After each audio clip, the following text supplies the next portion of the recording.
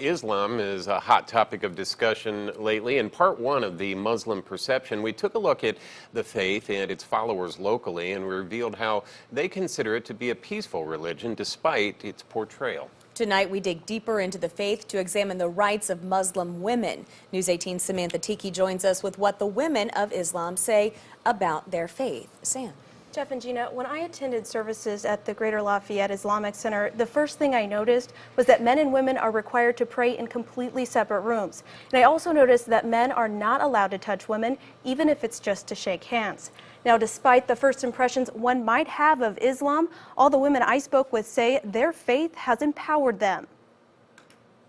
A common theme seems to linger about the rights of Muslim women. It seems like they're kind of oppressed. They don't have many rights in Islam.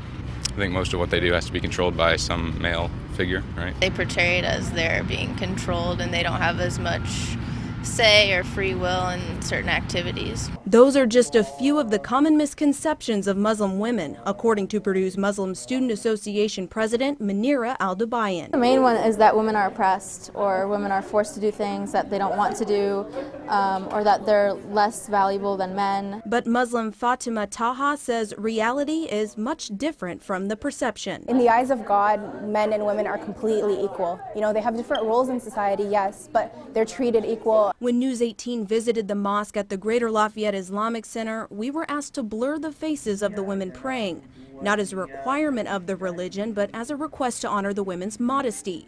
But concepts like arranged marriages, head coverings, and obedience to men are all things Islamic Society of Greater Lafayette student representative Anush Kazim says can be confused with culture rather than what the religion actually requires. There's certain dress codes that are tailored to each gender. There are certain rights of detailed Islamic law, rights of inheritance that are different between genders.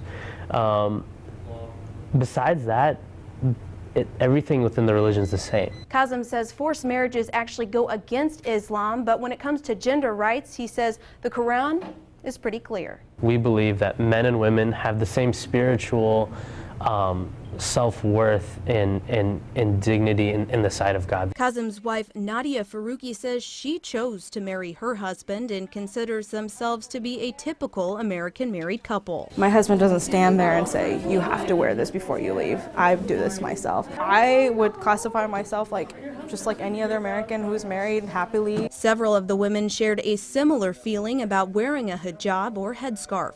It's actually liberating me from, you know, the chains of society that make it seem like you have to look a certain way or you have to dress a certain way and appeal to men a certain way, you know.